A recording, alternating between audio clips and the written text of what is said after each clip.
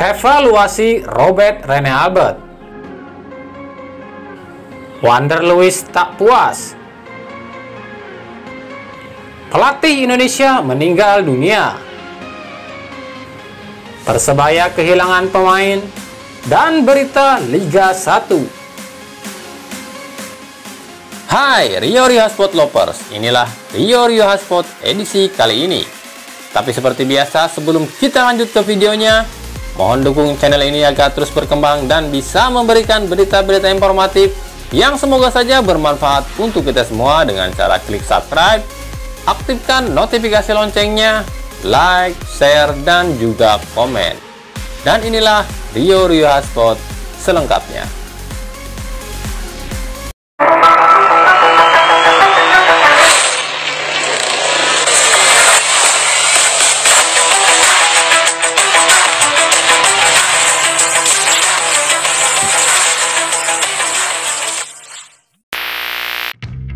Pelatih Persib Robert Rene Albert mengevaluasi hasil latihan pekan kedua plus game internal 2 kali 45 menit pada hari Sabtu lalu. Menurut Robert Rene Albert, ia merasa puas dengan penampilan anak asuhnya meski masih ada kekurangan. Ini kali pertama sejak latihan lagi para pemain bermain 90 menit. Kami juga mengundang wasit dan bagus buat wasit untuk memulai kembali. Saya juga senang karena tidak ada yang cedera meskipun Mario Jardel sedikit mengalami benturan, ujar Robert Rene Albert. Ya, memang pada 25 menit terakhir tempo sedikit menurun. Saya tahu stamina mereka turun. Secara kalkulasi stamina mereka 1 jam 15 menit. Jadi masih kurang kalau harus bermain selama 90 menit. Ini yang akan kami evaluasi, bagaimana agar stamina mereka tetap stabil selama 90 menit, ujarnya lagi.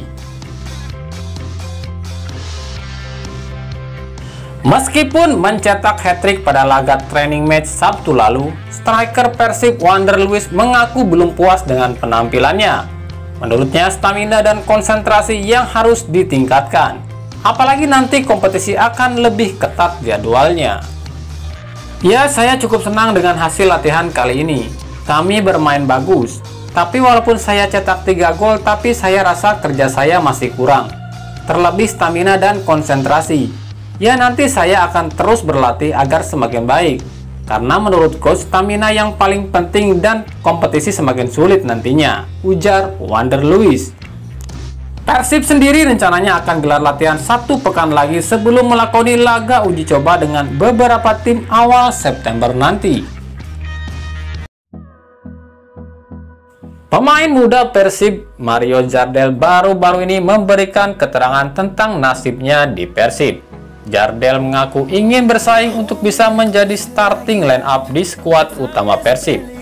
Namun hal ini tak akan mudah. Pasalnya Jardel yang berposisi sebagai bek sayap harus bersaing dengan nama-nama besar seperti Ardi Idrus, Zalnando, Henhen Herdiana, dan Supardi Nasir yang notabene pemain berkelas dan pernah berkostum timnas. Jika memang di regulasi U20 Liga 1 2020 ia tetap mendapatkan minim jam bermain, ia pun siap dipinjamkan ke klub lain. Ya, tentu saja saya ingin reguler di Persib karena itu impian saya. Tapi memang kalau nggak bisa, ya saya siap dipinjamkan ke klub lain yang butuh saya. Nanti jika saya telah berkembang, saya siap kembali lagi ke Persib jika Persib membutuhkan, ujar Jardel. Persib sendiri pernah meminjamkan Dian Zola ke Persela Lamongan untuk menambah menit bermain. Namun beruntung Zola bisa ditarik kembali ke skuad utama Persib. Namun berbeda dengan para pemain ini, mereka dipinjamkan ke klub lain namun nasibnya terkatung-gantung, bahkan hingga akhirnya memutuskan keluar dari Persib. Seperti Wildan Ramdhani, Agung Mulyadi, Julius Josel, dan Ilham Kolba yang nasibnya tak jelas hingga kini. Dan juga Billy Kerap yang akhirnya harus meninggalkan Persib. Berita meninggalnya Joko Susilo sempat menghebohkan para pesepak bola khususnya tim Persik Kediri. Pasalnya mereka mengira yang meninggal adalah Joko Getuk Susilo, sang direktur teknik Persik Kediri. Tapi akhirnya mereka sedikit bernapas lega sekaligus berduka karena meskipun yang meninggal bukan Joko Getuk Susilo, namun ex pelatih Madura United yaitu Joko Susilo, tetap saja para pemain itu berbela sungkawa. Sebelum nama Joko Getuk Susilo terkenal sebagai pelatih saat ini, nama Joko Susilo lebih dulu terkenal di kancah sepak bola Indonesia. Namanya melejit pada saat menangani Persiwa Wamena pada periode 2004 hingga 2008. Menurut Joko Getuk Susilo, semenjak berita ini tersiar, banyak telepon yang masuk ke handphonenya untuk klarifikasi. Ya, karena nama kami sama, jadi banyak yang ngira itu saya. Tapi setelah dijelaskan, akhirnya mereka ngerti. Saya pribadi cukup kehilangan beliau, sebab saya pun pernah berguru kepada beliau. Saya cuma bisa mendoakan semoga beliau diterima di sisinya, ujar Joko Getuk Susilo. Persebaya Surabaya dipastikan kehilangan salah satu penjaga gawang andalannya untuk waktu yang cukup lama. Ia adalah kiper muda Timnas U19 Hernando Ari Sutaryadi. Kiper masa depan Indonesia ini mengalami cedera bahu parah saat TC Timnas. Ia pun harus rela tersingkir dari TC Timnas yang akan beruji coba ke Kroasia. Menurut pelatih Persebaya Aji Santoso, Hernando harus menepi kurang lebih 16 pekan. Ini artinya Hernando tak bisa ikut lanjutan Liga 1 hingga pertengahan kompetisi. Hernando cedera bahu waktu TC Timnas. Cukup lumayan parah, butuh waktu lama buat pemulihan. Menurut dokter sih katanya sekitar 16-20 minggu. Untuk itu rencananya kami akan cari kiper pengganti sementara, ujar Aji Santoso. Namun Persebaya belum tentukan siapa kiper pengganti Hernando Ari. Selain Hernando Ari yang cedera, Persebaya pun dipusingkan dengan status 2 legiun asingnya, yakni David Da Silva dan Arin William.